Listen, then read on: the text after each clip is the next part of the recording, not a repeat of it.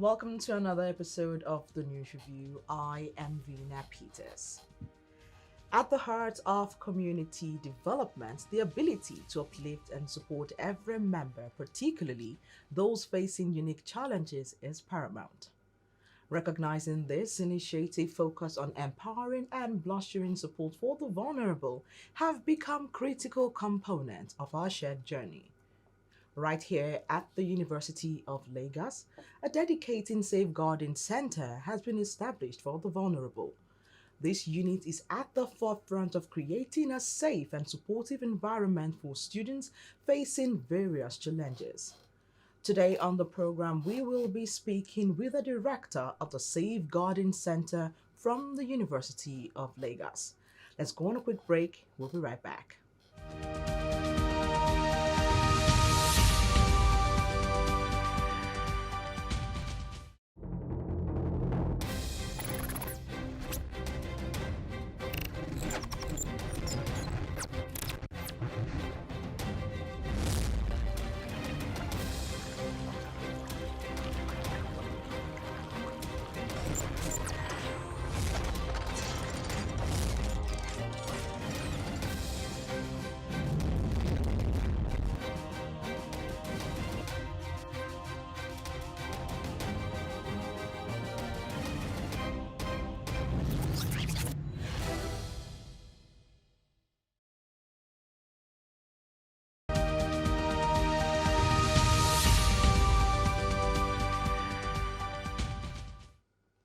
Welcome back. It's still the news review on Unilag TV. Remember to follow us across all social media platforms at Unilag on TV.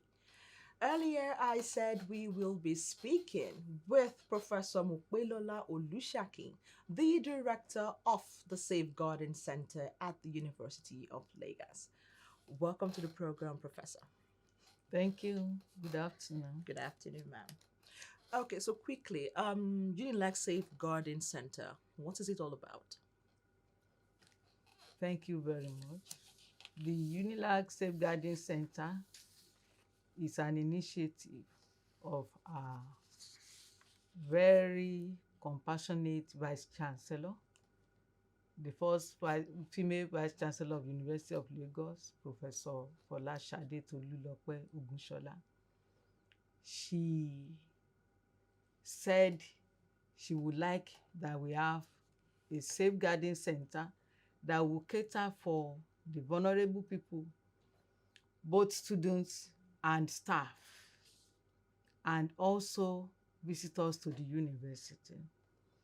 Those who are abused one way or the other, or those who have certain needs and they are distraught, that they should have a place to go where they will be accepted, where they could open up and know that no one is going to condemn them as they speak. So May 2nd this year, the center was established by her. Okay. So what specific services and support does the safeguarding unit actually render to students facing various challenges? We render counseling, we render preventive measures. When people come to us and they express their fears, we try to interview them and see the reasons behind what they are telling us. And then we together look at a way of not entering into trouble that they are trying to foresee. But for those who had already been abused, we look for a way of comforting them, and also we try to investigate. We are working in conjunction with security people. We are working with the medical center. We are working with the counseling unit of the University of Lagos, and also with the Dean of Students. We are also not leaving out the various faculties, and we are going to have safeguarding officers in the faculties. Okay, we know that this unit is actually a very new establishment. Yes. So, what is your plan for awareness? Yes, right now not many people are really aware of the center. So this part of the awareness creation uh, mechanism that we have thought about. We are also going to have a day that we are going to move around campus and talk to people about safeguarding center and what we do. But before then, with the approval of the vice chancellor, we are going to have safeguarding officers in the various faculties, like I said, and also at the medical center and at the security post. Okay, so how does in terms of I'm looking at the students now, Mm-hmm. because not most people will want to come and talk about what exactly it is that they are going through because of their fear of the term confidentiality. We Now, keep we keep secret at the safeguarding center. It's part of our ethics. so how do they actually feel comfortable? Because I have to be sure that I will be comfortable, that my secret will be safe here. How do you express such in such a way that these students know that okay, if I do come here, they do keep my secret? The number one thing that the vice chancellor had done is to give us the office space at a very remote area at the academic publishing center. She said so that people could be free to come and they will not be labeled. And it's a beautiful place. We have a portion there. You need to visit us. That is very beautiful. And when they come, people have been coming, both students and staff have been coming. When they come, we attend to them confidentially, one by one, or we have seen a group that came and they decided that we should speak to them one by one first, then um, as a group. When I say we, for now, I'm the one doing the work alone, but we're going to also have safeguarding officers in the center who, if I'm not around, would also do. And um, our admin officer is also from psychology. She has psychology background and mass comm, and she's being trained to be a safeguarding officer right now. Okay. She's undergoing training. Okay, it's a good thing you actually mentioned that because I was actually going to ask you about your staff strength. Yes, for now we are just three in Okay. number. For So, now, okay. So who's the third person? he's a PA. Okay. And will he or she also be attending to students as well? When they come, she's the first point of call. They will see her first, and then she would introduce whosoever to us, to any of us. Okay. But I'm also going to train her Okay. concerning safeguarding because the issue of confidentiality is very key. Okay. We know that today that there are actually many NGOs who are at the forefront of actually providing care when it comes to abuse, harassment, and the likes. And we know that most of their staff are those that have gone through those processes and have actually healed in order to give a support system to those that are coming. Now, in terms of your staff or your group, are they just going to be merely professionals or?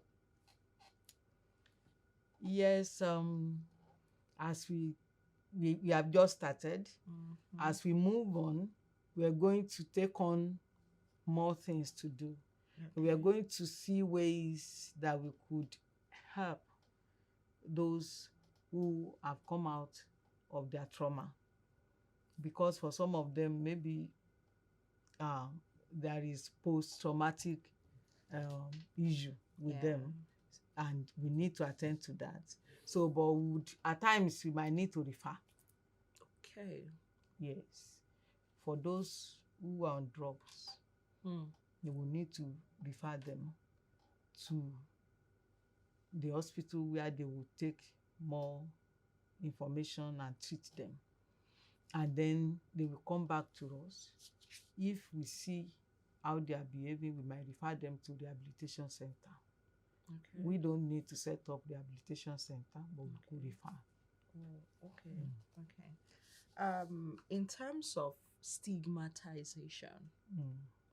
how is the center planning to create that space for students to know that, okay, um, this is an open center, I can actually do trust them, and I will not be labeled? Yes, the issue of trust and confidentiality is very key, because if you can't trust someone, then you won't open up. So for them to be able to open up, we are going to assure them that whatever they are telling us will not go beyond us. And if there might be need for it to go beyond our office, for example, when we need to refer, we get the consent of the client first before we do the reference. Otherwise, the referral will not work. Because if you refer someone and the person is not cooperating with you, you have just done your own referral, that person will not go. You will not. But when you get the person to agree with you concerning referral, then that particular person will cooperate Very true. and go.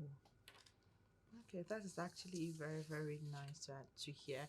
I'm going to be talking more about the center now as it is. I know that it is a new center. Could you please tell us what is the vision and mission of the center? Our vision is to see a group of students of University of Lagos who are free from abuse and neglect.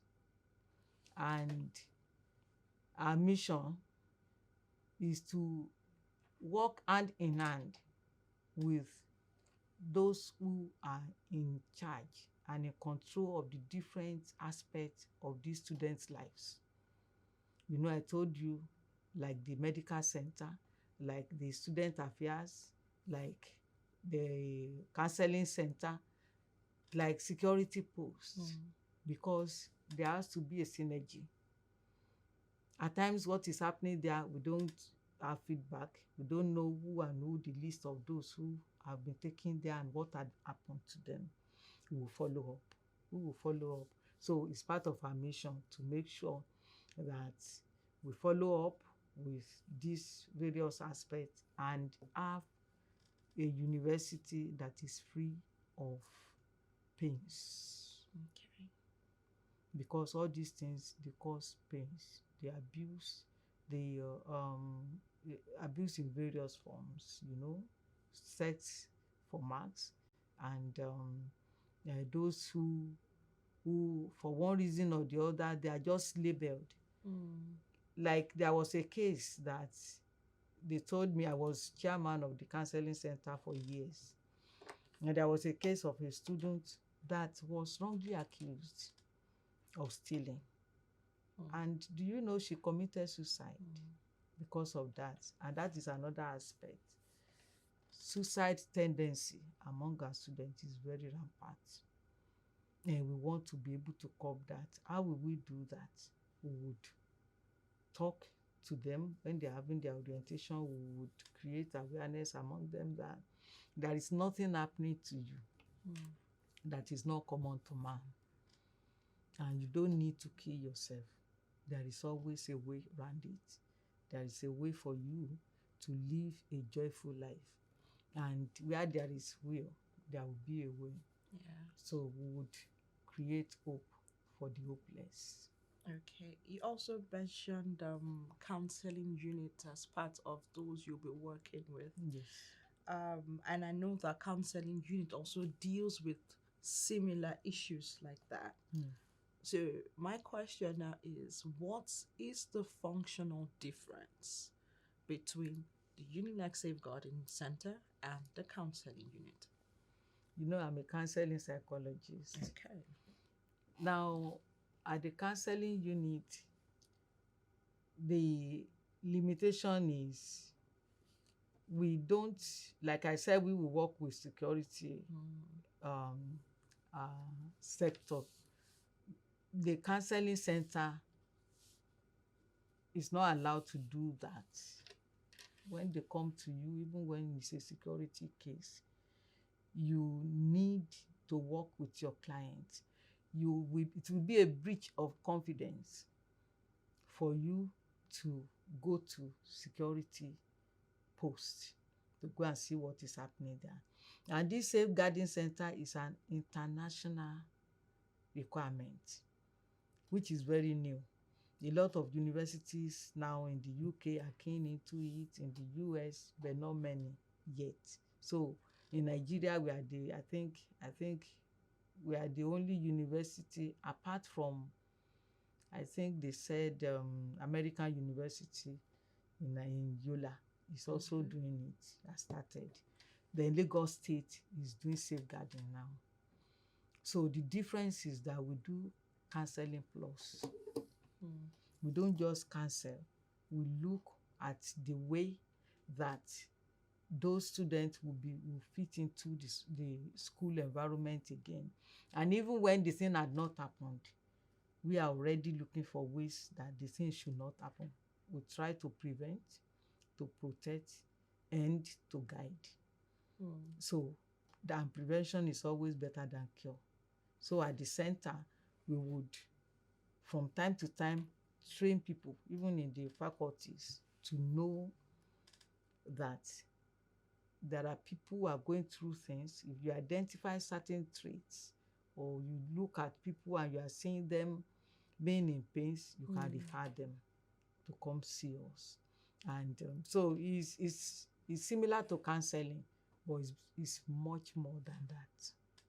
Okay. It's much more than just for us to counsel them. And the counseling center is doing a great job in conjunction with the student affairs unit. The dean of students is burdened with a lot of all these issues. And there is no how that the counseling unit as it is now can cater for 30-something thousand students. There is no how. Even the safeguarding center, like I told you, people have been coming, but a lot of them don't want their names written down because of labeling. Exactly. So we still counsel, but we go beyond that to see what we can do, and to even see that they don't enter into such challenges as they go through the four walls of the university. We also deal with visitors to the university. Okay. Those who visit and they have issues, they are allowed to come into our offices and ask questions, and we will guide them. We will safeguard them. That's actually very nice to hear. So I'm looking at sustainability. How sustainable do you think this is? Or should I better say, where do you see the safeguarding center in the next 3 years? In the next 3 years, I see the safeguarding center being bigger than it is now. I see it having effect in all the faculties in Akoka and Idiaraba. I see it affecting the lives of people positively on this campus. And I continue to mention both students and staff, because a lot of staff also have challenges. And when they know that they could come, they feel happy that they could come. And what we will try to do is to train people, because there has to be sustainability. There has to be continuity. Exactly. So we will train people, and as they are coming up, they also will be training more and more people. We are at the teaching stage, but we know that we continue to move forward and forward. Rome was not built in a day, but we continue to get better and better as we move forward. Okay.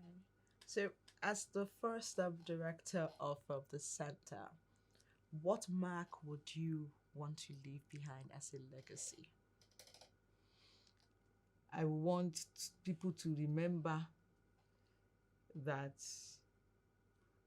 there has been a director who loved people and who, no matter what your challenge is, will not condemn you, and who is willing and always ready to help, and who also wants the best for both students and staff of University of Lagos and visitors to University of Lagos. It's been a pleasure speaking with you, ma'am. Been a pleasure being with you also. Yeah, thank you so much for coming on the program. Thank you. Thanks a lot. I'm happy to be with you, to be able to talk about our center, and I hope you will help us to still create more awareness concerning our center. Definitely. We are passionate about the center, and my admin officer is also very passionate about the center. No problem, bro. Thank you very much. Thank you so much. Lillian will be very glad to hear this in the as we go forward. Okay, well. Thank you. Yes, ma'am. So we've been speaking with the director of the Safeguarding Unit in person of Professor Mokwelola Olushakin. And that's how far we can go on our program for today. Do join us next week for another episode. I am Vina Peters. Bye for now.